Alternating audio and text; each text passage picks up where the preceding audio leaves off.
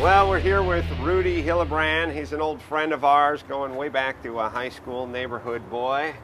He brought his, I don't know what. 1931 Ford Coupe, Model A Coupe. I had to throw it out wrong. Model A Coupe 31.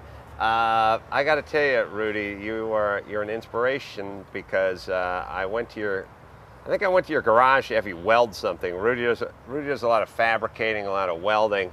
I showed up to show you one of my many drawings.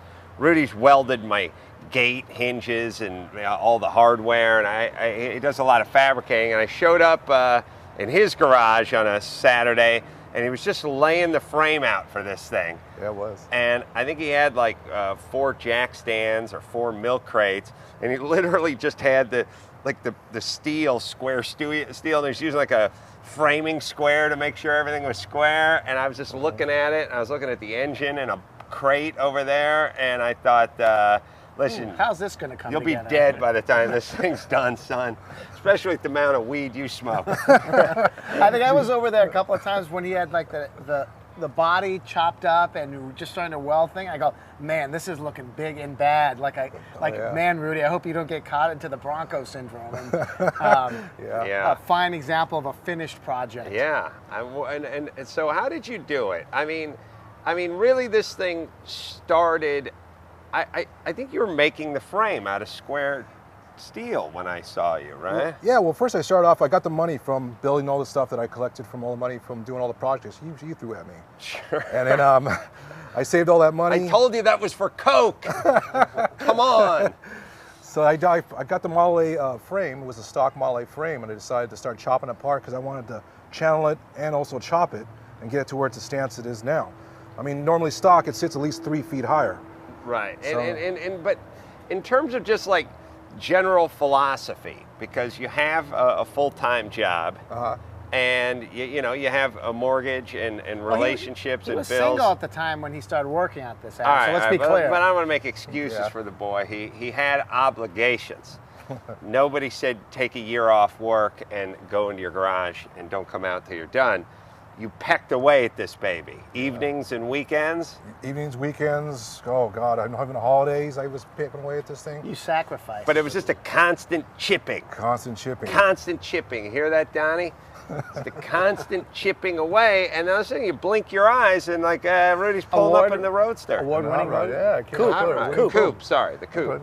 Little Deuce Coupe. And it's won an award, right? Yeah, won a couple awards. It won first place at the Primary Nationals his first time out, which was a big honor. Mm-hmm. And I won a trophy at the Grand National Roadster Show for the Gearheads Car Club from Glendale. Gave me a trophy, a nice tiki trophy. Yeah, we were there. I think congratulating you on that. Yeah, effect, Rudi. that's right. You guys were there. And am I seeing some powder coating here?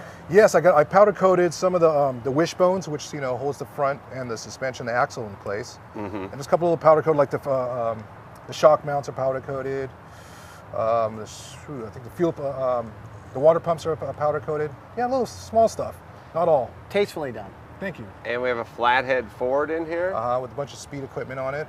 Let's take a look at this. What are we saying so freaking far back, man? Right.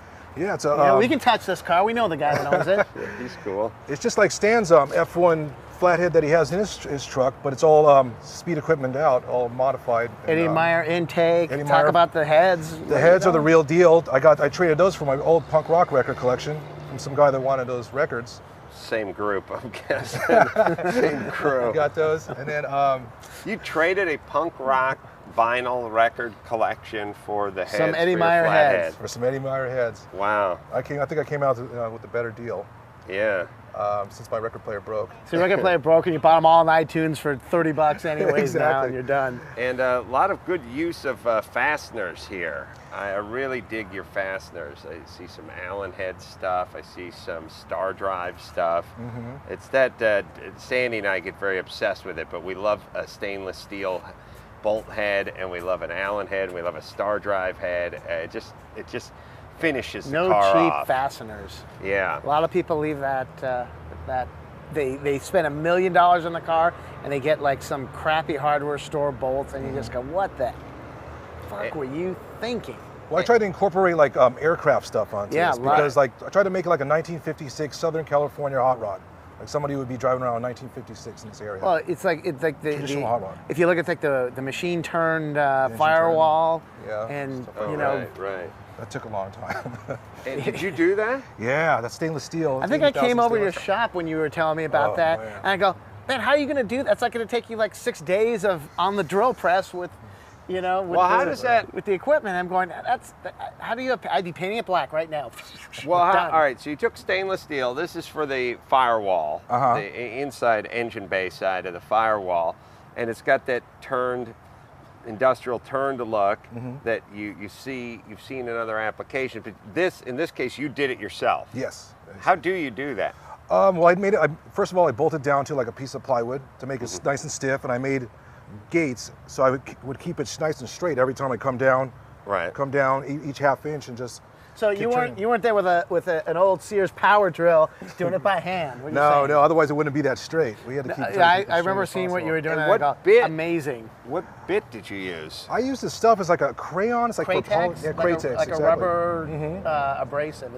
It's cool stuff, but it's a lot of freaking work. It's a lot of work. A lot of put a lot of lubricant, WD-40. But couldn't you go down to like industrial metal warehouse and just buy a 4x4 sheet of that for $68? No, they're like $300 a sheet, something like that, even more actually. But Yeah, but he got to do it himself.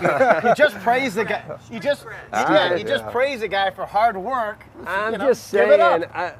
Listen, penny wise, pound foolish is what I have to say about that. Yeah, I'm not saying Yeah, I would I do it learned the either. hard way. You could have been welding more hinges for my gate and made more than $300 in the time that you spent making that. yeah, I could have done that. It's still impressive. The plumbing is impressive, and it's one of those things where we're out here in the San Fernando Valley. Rudy's family owns a shop where they do a lot of metal machine work, metal work, stuff like that. So you have your connections with your powder coaters and your chroming guys, and we know where to get all the little bits and pieces and all the materials. Trading. So now, what's the displacement on this engine? 268. It's a 268. Before originally, I think they're like 1.672. Mercury stroker kit in there or something? I got a 4-inch crank in there, which is the biggest crank you can probably put in there. I heard 4.5 you can do, but I have a 4-inch Mercury crank in there. And what kind of horsepower does it make? I think it's about 145, 135, somewhere around there now. I mean, stock they're like 89, 90, I think. Stan was quoting 85. 85, something like that. How's the torque on a flathead? I never thought about that. I mean, it seems like they're pretty big displacement and smallish horsepower, so it probably should be a little bit torquey, right? Yeah, it doesn't. I mean, what No one is this? cares. Yeah, what does this car weigh? It's probably really light. There's not a lot to it. Well, it doesn't have fenders or a hood, so they can deduct that. You know what's interesting? Back to your theory. Now that I'm just thinking of something, bitching cars got him laid and married because he was working on this car before he met his This wife. is a theory from another episode, but yeah. All right, so should we take a look inside? Should we fire it up? You want to fire it up? Or you want to sit? Yeah, I would like. You know what? I'll do my thing where I bang my feet together before. Yeah, just go ahead. Let me stick it out of neutral. There you go. Wait a minute. You need a detachable wheel or the flip-up gull wing style. All right, Pull so it down. let's see. Stick it out of gear. Do we have an emergency brake? No, there's no emergency brake. You look Fuel like pump? You No look fuel like pump. a little compressed in there. Well, wait a second. I feel like a man in a kiddie ride. I kind of feel like the dude from American Graffiti. With the Yeah. We Milner. get like Mackenzie Phillips in the car with me. Hold on. Mackenzie can't come to the set. Her dad's banging her. Hold on a second. Give me another 20 minutes in the trailer. All right, Mackenzie. Get Must on have been in. awesome acting with her back in the day. Hey, Mackenzie, let me show. Don't touch me! Okay, sorry. All right, now, neutral. Oh, we got a mechanical fuel pump. Yeah, mechanical. Wow. All right, and emergency brake. Yeah, you're. I'm on that's it. your foot. That's your foot. You're okay. I turn the key. I feel like I should hear things. Oh, he's got one more click. No, I didn't mean the engine. I meant like fuel pumps and all sorts of. This is 1931. Wow, that thing catches immediately.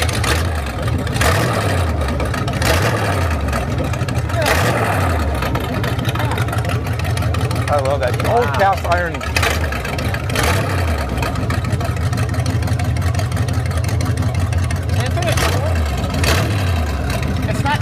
loud for uncorked. Yeah, it's not that bad. If it was a Chevy 350, it'd be way louder. Yeah. A completely sensible, practical, reliable piece of American transportation, if you ask me. Oh yeah. And I like, I popped it in gear. I like the door handles. I like the action on the door handle. I like the upward action on the door handle. I had not seen that. They usually don't do that anymore, yeah. Or something. Model A. That's beautiful. And what color shall we call this? It's out of the House of Colors paint catalog called Maltese Maroon. So I guess it's like a maroon with a little splash of red. Mm. And you painted this yourself? No, I had my friend Nick Gutine, my best man at my wedding, paint the car.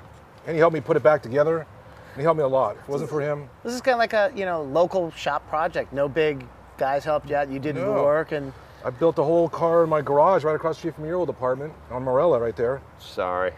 Yeah, that's right. I lived with my stripper girlfriend in the 80s. That was a particularly low point in my life. But the thing that's cool about this kind of project is it's exotic, but it's also wildly simple.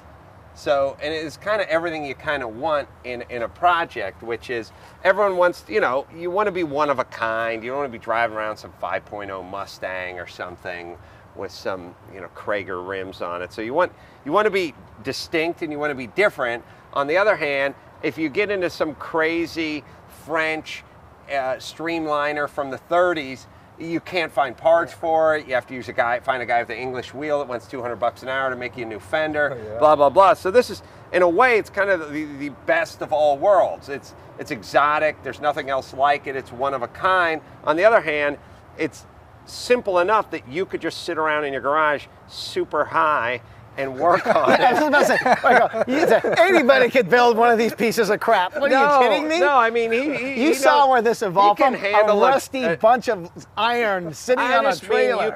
You can get crap off eBay. You can get crap off the internet. You can trade your Germs record collection and your dead Kennedys and get yourself some heads, and you can go into the garage and burn a bull and put it together yourself. There's nothing exotic, nothing crazy about it.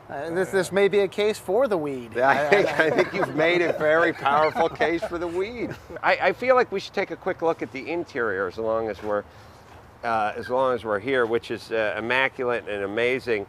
The gauges are from where? The gauges are actually repopped. Those are Stuart Warner gauges. Traditionally, they repopped them. They look how they looked in the back in the day with the curved glass. And the steering wheel It's also it's a repop. It's a banjo steering wheel from the 1939 copy. It's cool though. All the stuff it's so tastefully matching. It's not like a guy that gets the Autometer blue LED gauges and anodized blue and then throws it in and it ruins it. This thing is so the trim package, all the pieces line up. Well, let's just go ahead and pay Rudi the ultimate compliment. We don't even like these cars, and we like this car. That's really the ultimate. I think that's the ultimate. I think the Rudi rod gets two thumbs up. Two thumbs up for the Rudi rod. All right, Rudi, thanks a lot, buddy. Thanks for coming out. Yeah.